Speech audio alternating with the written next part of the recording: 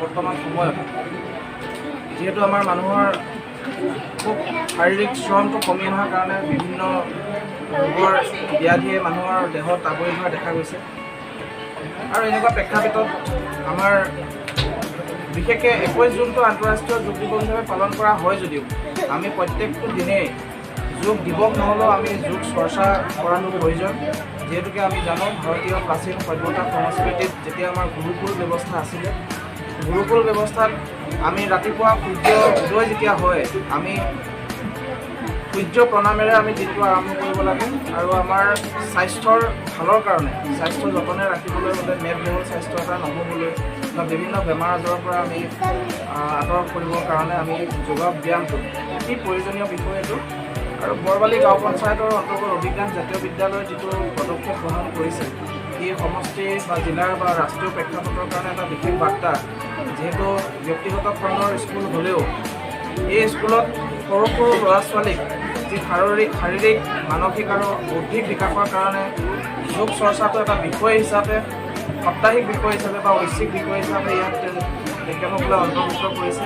আৰু নিৰ্দিষ্ট বিষয়ত তেখেতসকলে শিক্ষয়িত্ৰী নিযুক্তি দি শাৰীৰিক ব্যায়ামৰ কাৰণে ল'ৰা ছোৱালীসকলক তেখেতসকলে ইয়াত শৰীৰ চৰ্চা কৰাইছে। তাৰ কাৰণে আমি ধন্যবাদ জ্ঞাপন কৰিছোঁ। আৰু বিশেষ ধন্যবাদ জ্ঞাপন কৰিছোঁ ভাৰত ৰাষ্ট্ৰৰ সন্মানীয় প্ৰধানমন্ত্ৰী নৰেন্দ্ৰ মোদী ডাঙৰীয়াক, যাৰ নেতৃত্বত 2014 চনৰ 27 ডিচেম্বৰৰ পৰা যোগক আন্তঃৰাষ্ট্ৰীয় প্ৰেক্ষাপটত তেখেতে স্থাপন কৰিবলৈ সক্ষম হ'ল।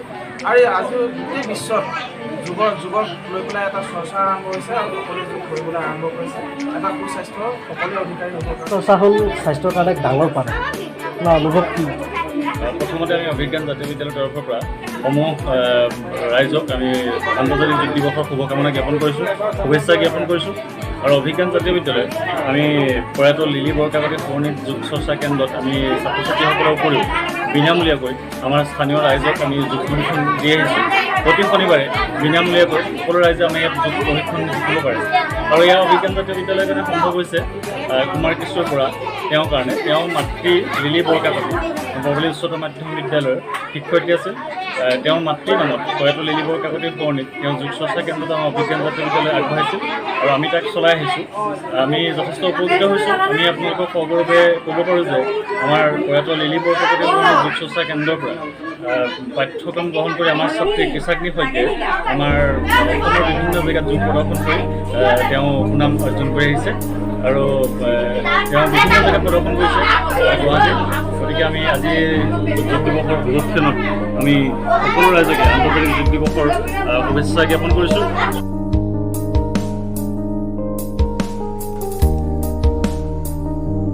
আজি 21 জুন সমগ্ৰ বিশ্বতে পালন কৰা হয় আন্তৰ্জাতিক যোগ দিৱস। সুস্বাস্থ্য ৰক্ষা সম্পৰ্কীয় অধিকাৰৰ লগতে স্বাস্থ্যসন্মত জীৱনশৈলীৰ বাবে যোগাসন হ'ল এক অপৰিহাৰ্য অংগ।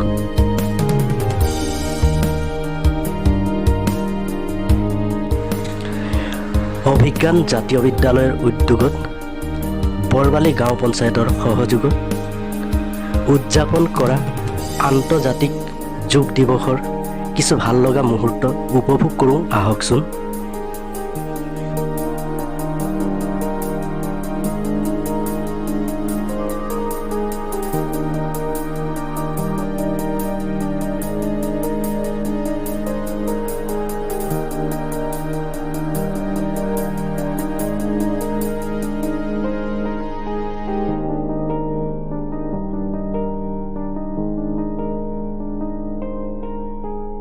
Up. 9.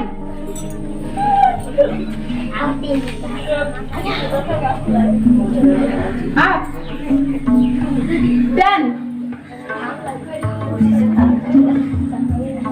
Up. 2. 3. তললে যিমান পাৰে ডাউন হৈ দিব। 4. 5. 6. 7. 8. 9. 10. আকৌ উল্টা লাগে